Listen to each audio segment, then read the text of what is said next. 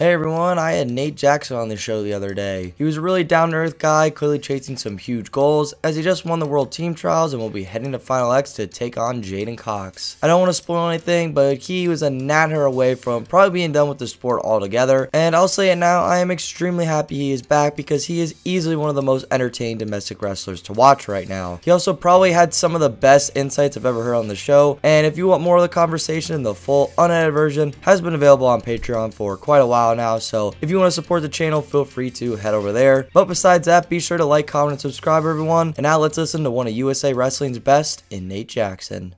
Just want to say huge congrats. You've had a crazy past 2 weeks, but you've been crushing it. Do you just kind of want to reflect on just winning the trials, heading to Final X, everything like that?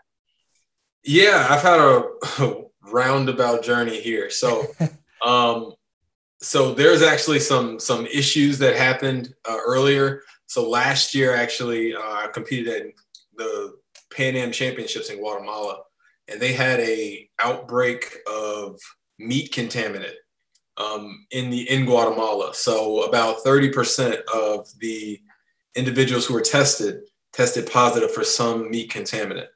I was notified of this in December.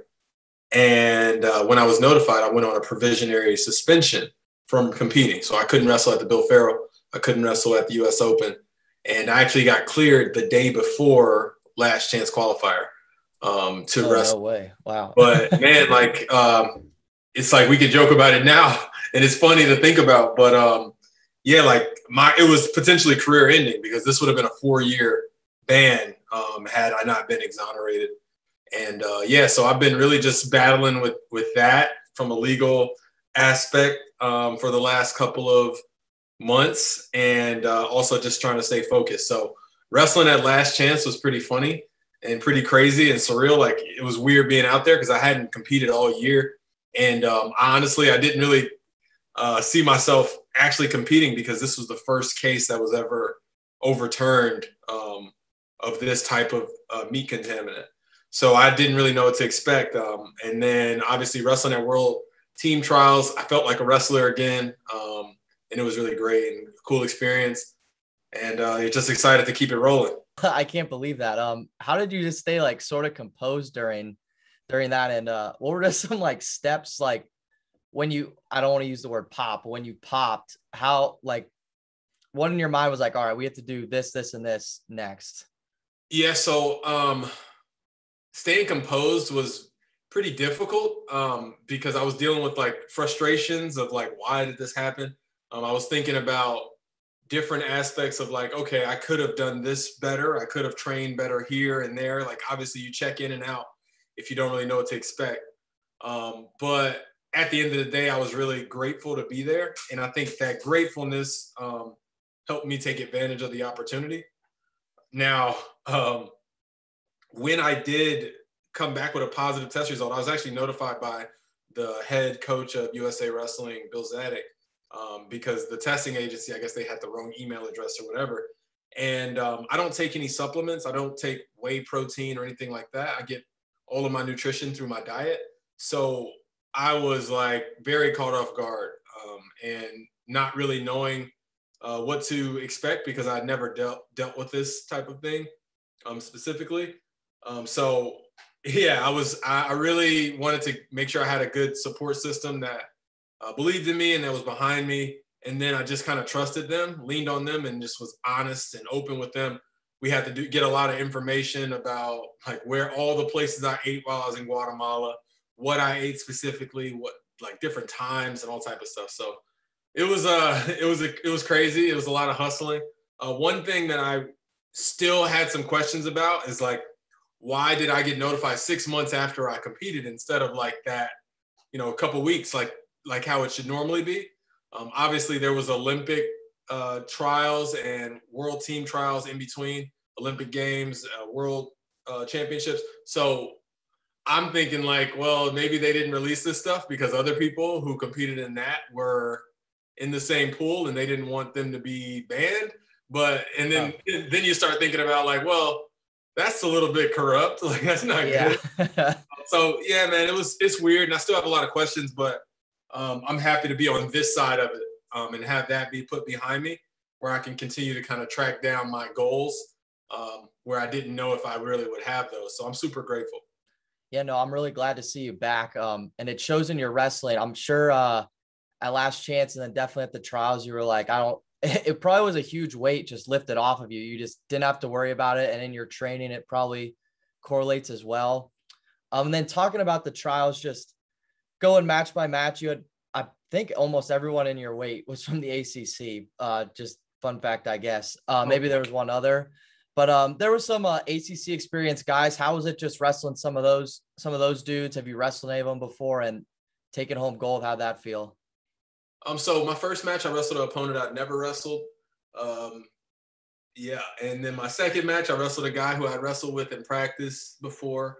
And my final match, I wrestled a guy who I'd wrestled the previous year. So I had high expectations. I put a lot of pressure on myself, but not in a negative way, to perform. And I was able to hit those marks. I didn't really do any like studying up on my guys, but it's good because the guys were all different stylistically, and I was able to get a lot. My training has been really focused for one guy. I think Jaden's the best in the world at the weight. I mean, he lost last year to the Iranian, and I watched his matches as well. I think Jaden's better than that guy. So preparing for the best guy in the world, right? Yeah. Trying to knock off the best guy in the world, who I've also wrestled quite a bit. It'll get me ready to win a world title once I do get my hand raised on the third. I've been working on myself a lot in the coming months. I know that I had to get better in a lot of different areas. I'm grateful for my training situation. We actually had a guy who I wrestled in Poland last year at this Warsaw tournament, and he won. He won at 92 kilos. Me and Jaden were in the bracket. I took bronze then. But he's a really tough competitor. I ended up losing 7-6 to him in the semifinals. And I've been wrestling him consistently for the last 3 to 4 months now. And he just went back. He has his different things that he has to make qualifications for. But he's a really tough competitor. He was number 5 in the world at 92 kilos. He's actually up at 97 kilos now. So I was able to really get better at the areas that I want to get better in. And then now it's time to just use that stuff. So I've been using it, finishing clean, high motor, high pace, a lot of energy. And now that I've qualified to wrestle Jaden, I can really go tunnel vision and look at some of the things specifically that he does against me that he's had success in. And I can think about the times that we wrestled in practices because he was actually an NJRTC athlete last year. And I can look at those areas and it's like, oh man, what are those areas that you did really well in when you were scoring your points? And just how can we, duplicate that as many times over and limit those mistakes or limit those opportunities for him to score. So it's been, it's not a lot of time to really dive in on one guy. Sure. But you can kind of hone in just on a couple of tendencies. He's creative, I think both of us are pretty creative in our styles and we're malleable. We change things up. So it's really no clear cut path. It's just, hey man, who's gonna go do it? So I'm excited to test my mettle, to test all the work I've been putting in and, see what he's made out of down at 92 kilos. Yeah, no, for sure. That's exciting. I didn't realize the guy who won that bracket was training with you all the time. That's definitely iron sharpens iron right there. And you're still at NJRTC, like you said, right? Yes. All right. Yeah, sweet. How's training there?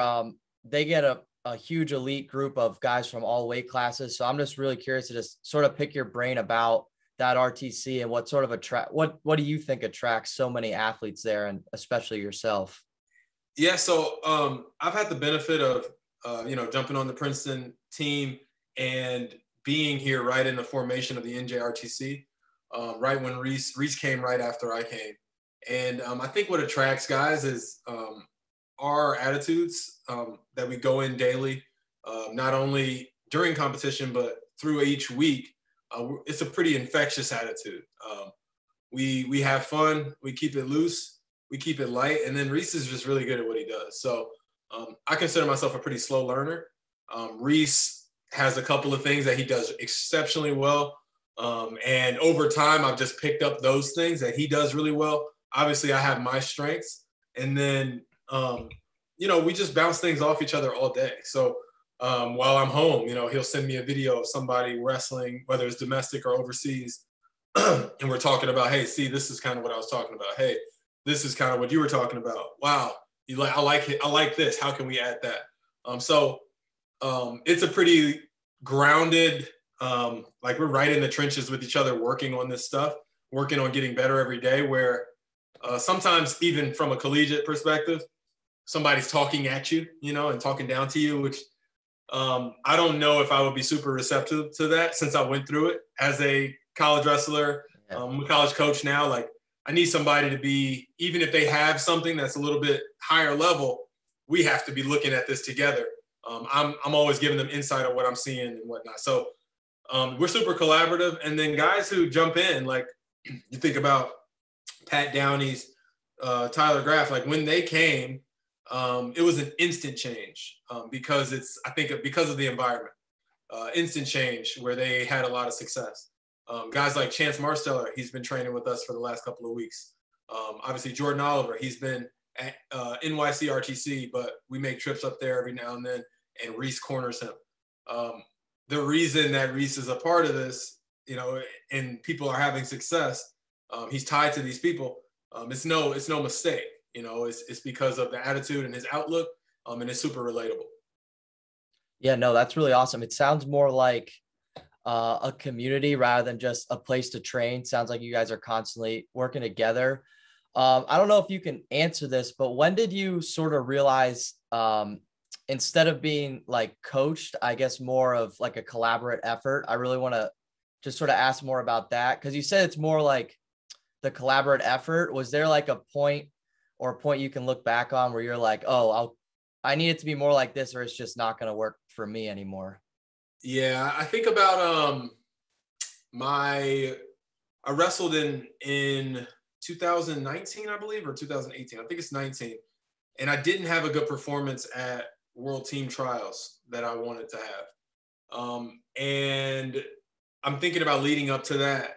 The relationship that Reese and I had was a good relationship, but it was a different type of dynamic that we have now. I think through having some success, so I wrestled over in Belarus and I won the Medved. I was able to really buy in a different way to what he was saying. So now we don't really butt heads, like he's telling me something. I trust him on it. And then if I tell him something, he trusts me on it. And that's just our relationship. That dynamic changes, but it's hard to arrive at that point. I don't think it's easy to arrive there. He makes it easier. He fosters an environment that you feel comfortable and empowered to, speak up and say what you need to say so you can get the results that you want, or you don't, and you're not going to do it, so pretty quick if you're going to be able to do it or not. And since we've had this attitude, I think the growth over the last 2 years has been ridiculous. I think I've been getting better faster than anybody else, and I don't think I'm very close to my ceiling, so I can get a lot more out of myself, and I'm excited to just continue to chase it down. And then just sort of more of like a basic question that I'm curious about. I know you're a Midwest guy. You went to Indiana from Illinois, correct? Yeah. How was just the shift to New Jersey, the NJRTC, and like, were there some like complications or just some worries about moving a couple states over? Yeah. So I'm actually from the Chicago area, maybe about 25, 30 minutes from the downtown area.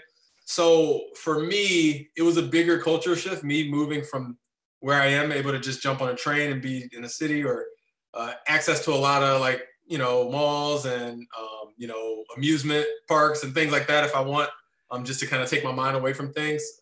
And then moving to Indiana, where the college town was really everything. And then once you move outside of the college town, it's, it's a little bit slower pace. So honestly, moving to New Jersey feels closer to how I was raised, where we could just jump on a train and be in the city. We could be in Philly in an hour. We could be in New York in an hour. There's mountains over there. There's a beach. There's things to do. I have a family. So, there's just a lot to be preoccupied with and stimulated by. So that's more my speed. And it's felt like home since I've been here. Where I am too is it's a little bit more rural, where, maybe about 20 minutes in, then it'll be kind of a little bit more hustle and bustle, but so I get the best of both worlds, man. I get to feel at home, away from home. It is tough. My family, my wife's family, they are in Chicago. So I do miss them a lot, but that's what planes are for, right? Yeah, for sure. You're only going to be able to wrestle for so long too, and go chase those things. But it's cool to hear that it sounds like where you're at now is a combination of pre-college and college a little bit. So that's at least good on the social side of things. And then just sort of talking about your college career a little bit. So when you were all said and done, was there a conversation with like a coach or a mentor figure of like, hey, I want to compete internationally now, or hey, I just want to coach? Like, what was sort of the transition there? Yeah, so my junior year, we had a new coach come in, which is pretty common in college athletics. Unfortunately, there's always it's like a revolving door sometimes with guys coming in and out. It's one of the things I really love about the Princeton wrestling staff, where we've been together I've been here since 2017, and those guys have been there, 4 years before I came there. I can't even remember when they weren't there. Yeah, honestly, so it's pretty unusual, so it's rare and it's special and it's cool to be a part of. But I didn't know what I wanted to do. I thought I wanted to be a commentator, or like sports commentator. I thought I wanted to get into communications and whatnot. I took an internship and hated it. And I had a really good coach when I came in, or my junior year. His name was Travis Pasco. He really pushed me as a competitor. And, that's right around the time where I started having a lot of success. I became an All-American twice. So, I credit that to Travis and just kind of believing in me and battling with me. He was around my weight, so it was great to have that training partner. But I think he challenged me mentally and to stay checked in. And I had to get tough, man. I had to grow up. And the response that I had from that experience made me want to do that. So that's where my passion for coaching, or I started getting interested in coaching after college. That's where it came from. And then Joe Dubuque, he's actually the guy who recruited me to Indiana, believe it or not. He recruited me to Indiana. I got to Indiana. He went to Princeton. So he actually called me, and, I took a visit out there to Princeton, and that's how that happened. That whole kicked off. But I didn't really know about competing internationally. I had never wrestled freestyle. So I wrestled freestyle my senior year, or I think my one tournament, my junior year, and then my senior year, one tournament. But I had never trained freestyle ever. I just was good at taking guys down, and when, I was good on my feet. But I've learned so much, man, and it's been a short period of time. I think about how much I can learn if I put in the same amount of time as these other guys at this style specifically. I'm getting more and more savvy, edge of the mat stuff, getting better in parts here, top and bottom. So I think I can get much better in those areas. And, I continue to work on my feet. I think I could be one of the best wrestlers ever, for any given season. Obviously, career is tough, man. There's some guys who just been winning forever. But, I can have a really special run. And I'm looking for that right now. And I'm having a lot of fun chasing it. So it's kind of good. And I think my timing is weird. I had kids young. My timing is weird. My whole life, it's always been weird. But when things fall together, it falls together in a really good way for me. So I'm just trying to stay receptive to it. And I've had a blast coaching at Princeton as well. Some of the guys there, just working with them and through position and technique, has really elevated my learning curve. Some of the coaches, obviously, they have so much to give me. And it's really made it to where I can expedite this process and getting better in my own craft, while also helping the other coaches now and helping the other athletes. So it's a really good situation. That's awesome. I love interviewing athletes, high level wrestlers, because there's just so much from one question. There's a lot of questions that I just raised from. One that popped in my head. So you never really wrestled freestyle. Do you think now that you are coaching, but now that's your full-time thing is just training freestyle, being the best in the world, do you think that's how you're making such huge gains in the style? Because you haven't been doing it since you were 6. You're like doing it now and you're finding all these new things that you're incorporating in your own style. Yeah, I honestly believe that. People look at like people making jumps competitively, and it gets harder and harder to do. The older you get and the more skilled you get, it's a little bit harder. But I'm really skilled in certain areas, and then other areas I'm pretty deficient. And I think I'm pretty good at masking my deficiencies. But once those deficiencies are gone, I think I could be at a whole nother level, and it could be really, really scary. One thing that has helped me has been doing a lot of different things at once and keeping things fresh for me. But I think as I chase this down, getting more and more focused on it also helps in a big way. So those are the things that I think about now. But and I think at the core of it for me, it just has to be fun. When it's not fun, I won't be doing it. When it's not fun for me, it'd be like, where'd Nate go? What happened? It's like Nate quit because he's not having a good time. And there's so many things that you can do in life and have a good time at them. If you're passionate about something and you wake up every day excited to do it, you're just going to do a better job. So I try to be purpose driven every day. And if my purpose is first, then I'm going to be smiling while I do it.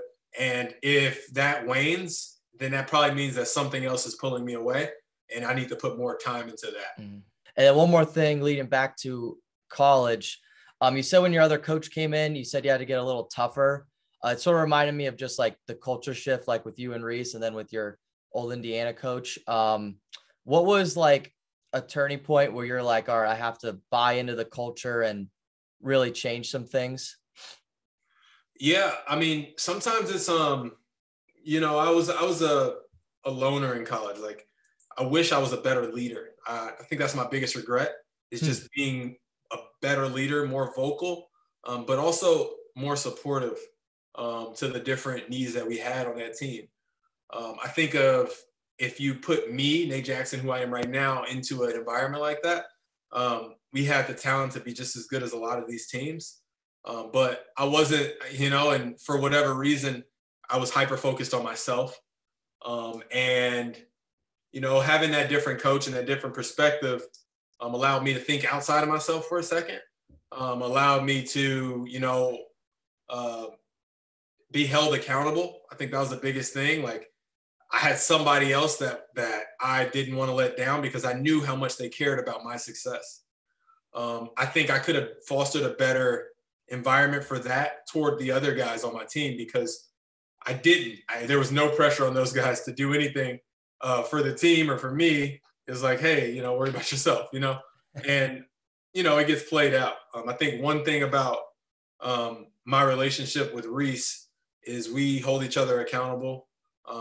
We're constantly in each other's ear, and for better or for worse, like, we're there, and sometimes it sucks. Sometimes we're there through things that we don't want to really be a part of, but we are there and we're present, and that, we can trust each other when in the heat of the moment, in the heat of those battles, and we can, look in the corner like, hey, you're down too, but like, stay calm. Like, this is what's going to happen. This is what's going to open up.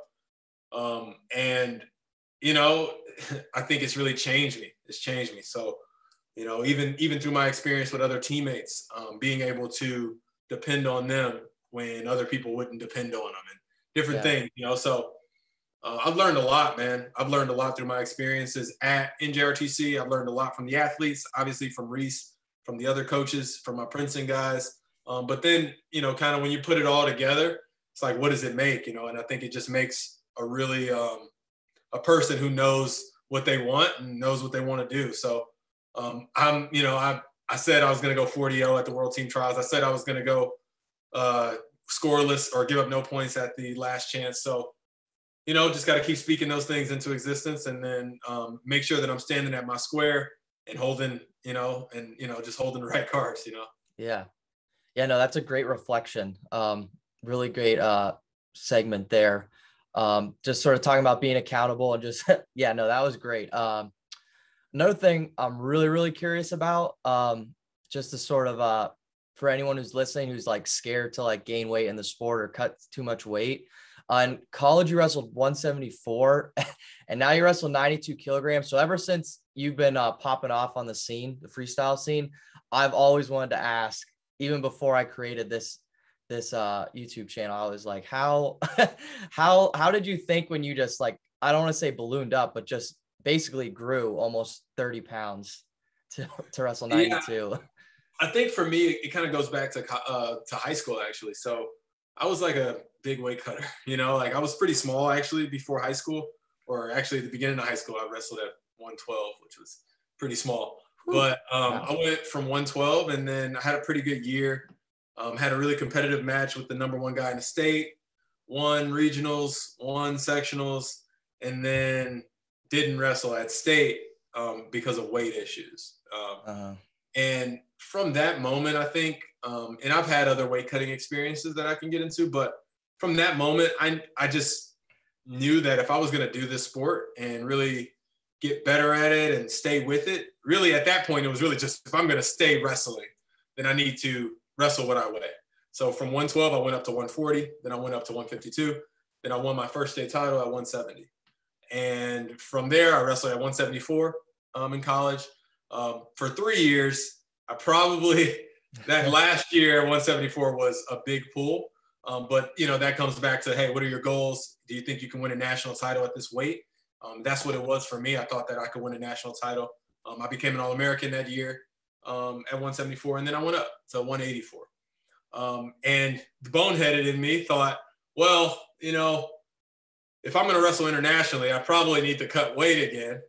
So I spent some time at 97 or 79 kilos, believe it or not. So I was at 174. It was brutal. I looked like Skeletor. I got some pictures. And I was, I wrestled at World Team Trials, and I, was top 5 in the country every year. But I wasn't able to make gains because I was worried about my weight instead of worrying about how I can get better as an athlete. So I stopped doing that. I said, hey, I'm going to go up to 86 kilos and see how it goes. I went up to 86 kilos, and the moment that got difficult and I started thinking about weight, I went up, and I'm at 92 kilos. And, just being honest, like, it's really easy for me. After finals and at World Team Trials, I weighed 200 pounds. You know what I mean? So It's not like I'm pulling a bunch of weight now. I try to keep my weight about 108 to 110. I lose a lot of weight during practices. I sweat. And I just, I try to keep it back up. It's a struggle, but it's something that I work at. And if I'm on top of it, it goes well. But the moment that this gets to be too much, I'm going to go up. And, so for the Olympics, I'll be at 97 kilos. I won't be at 86 kilos. And that's because I know what type of wrestler I am when I'm preparing the right way mentally, and when I'm preparing as hard as I can. And I can only do that if I, have the nutrition, and if I have, really the drive to focus on my craft. And sometimes that shifts a little bit. Some people are better at managing both. Like I said, I have a family. I have other responsibilities. I want to just be focused on my thing while I'm doing it. And when it starts to bleed into other things that I do, it changes me. So I don't want it to change me. I want to just keep getting better. For sure. Yeah, no, that was a great, what you said. It kind of just all circles together, how everything you do just circles around to how it's going to make you the happiest, keep you the sane. So I'm really glad you shared that. And just for anyone listening who might be cutting too much weight, sometimes it's not always the option. Not worth it. Don't do it. Yeah, no. Don't cut weight. Go up. Go up. No. Get better, man. Get better. Be strong. Feel good. Get better. A lot of my advantages have come from wrestling lower. I do a lot of shots and leg attacks, and some guys are not as used to that high of an output at the upper weight classes, and it's an advantage for me. So there's going to be drawbacks. There's going to be some really strong guy, but you got to use, that's just a new challenge. Yeah. Yeah. And then speaking of challenge, I just thought of this, when you were sort of going up to those weight classes, what were just some style differences that you noticed? So like going from 79 to 86, you're like, oh, the style's a little different here. And then obviously 86, 92, what were some just style differences like in the weight class in general? Yeah. So at 79 or 90 or 79 kilos, it's pretty hard to get the guys legs. It was really hard. Guys were really stingy, but I noticed that once I got there, the finishing was a lot easier. At 86, guys had a lot more behind their defense. So obviously getting to the best guy's legs is just going to be tough. But once I got there, it was on. That's when it really started. And then at 92 kilos is kind of the same as 86, where guys are really tough once you're in on them and heavy, and they made sure they kept pressure. So then I started to evolve where, I would be tapping the leg and then pulling away and using lateral motion and changing directions and misdirections. And I had to evolve. So, there's advantages in it all. Guys are quicker down. The guys are a little bit slower up top. When the guys at higher weights attack me, I feel a lot more comfortable. When the guys are attacking at lower weights, they're a lot more, quick to the leg. So it's different things. But, I've wrestled guys who were 97 kilos. I wrestled Kyle Snyder to a pretty close match. I've wrestled a lot of guys over the years, and styles make matches. So, it doesn't necessarily translate from one opponent to the next, so you might say, hey, I should wrestle this weight class because that guy wrestled this weight class and I beat him. It's really all about how you wrestle, and just kind of figuring out, and it's just through experience, wrestling those guys, figuring out like, okay, what are my best paths to attack here? Where are my biggest glaring weaknesses at this weight class? But that's something that people should explore more. I think most guys train up weight and then compete at a different weight. And sometimes their wrestling changes while they're descending to that weight. So figuring out where you're best is really important. That's an excellent point. I alluded to it a little bit, but once you got into coaching, like right after competing and you were trying to coach, what was something or some things that you were like, wow, I didn't realize this was so difficult about coaching, or you just didn't even think like this was a part of coaching? Yeah, it's a lot of things that go on behind the scenes that take a lot of structure and organization. I'm pretty privileged to have worked underneath Coach Ayers, and his staff is amazing. And there's really a lot that goes into it. Wrestling is the easiest, most enjoyable aspect of it. But there's so much that goes into it every day that needs attention. And if you just do the work on inside the wrestling room, it's not going to be enough to compete with these other teams, or even to be a team for too long. It's a lot that goes into it. So I was surprised by that. The wrestling aspect of it, I had a lot of learning to do right away. And where I am now is like a completely different place than when I came in. So I think, I don't know what it is about my disposition, but just being a sponge in there and, having like an egoless mindset, letting people coach you up, letting people be right, is really important when you want to grow. So if you're a young coach out there, like, you have to, listen, watch, pay attention. You can learn something from anybody. I've learned things from 6-year-old kids. And as long as you see it and it works there, it's something that can be applied somewhere for somebody. So being open and receptive, and being open to criticism from your own athletes is really important, and it's something that coaches fail to do. But it's like, hey, that doesn't work for me. Instead of trying to force it or telling the guy they're wrong, sometimes it's the best time to pivot and look at different areas where that person can get better. Or maybe the thing that you're saying is bad technique that they're doing, and they've been doing it their whole life. Maybe that's just their thing.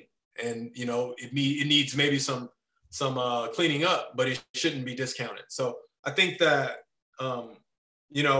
as far as like being in the wrestling room coach right now, I'm really good. I'm really good at that. I'm really good at establishing a rapport with my guys and any guy who comes into a wrestling room. So I credit a lot of that just to my own coaches, and obviously working with so many great coaches. Yeah, no, for sure. It seems like a lot of your just opportunities in coaching came from you being open and a sponge. And that's really great. And I also really liked what you said about understanding where the athlete might be coming from their style, and not just drilling in like a Princeton style of wrestling. Like, everyone's different. that's just a shift I've noticed in wrestling in the past 10 years. It's just, I think Chamizo said in an interview, he said something like when he was in Cuba, they didn't like drill a style. They find the style in you. And I think that's a big shift that's happening in wrestling, that you're not seeing just like an Iowa style. You're seeing 10 guys with 10 different styles in a lineup. So that's really interesting to hear, and glad to hear that. And then last real basic question. I love hearing just stories and just different matches of the athletes I have on. What's been your favorite match ever? It could be back in high school, now, or whenever. I just love hearing these. So my favorite match would have to be my match against this guy who was number 9 in the world at the Medved, and it was my gold medal match. I ended up winning 7-4. I hit a really cool doubles during that match. Got into a fist fight. Like, it was a really good fight. He was a great competitor. And that's when I realized that I could be really good at this thing. It was a turning point in my career for sure. And yeah, man, I think that would have to be the one. Perfect. I love to hear that, and the turning point for sure. But besides that, thank you, Nate Jackson. Once again, congrats on the awesome past 2 weekends. Hope this next weekend coming up continues that, and then right into the World Championship. So I'm real excited to watch you wrestle, and best of luck to you throughout. If you need anything from me, I'd love to hear it now. But with all that said, thank you again very, very much. Hey, man, thank you for having me on, Tanner. It's been a pleasure. And yeah, man.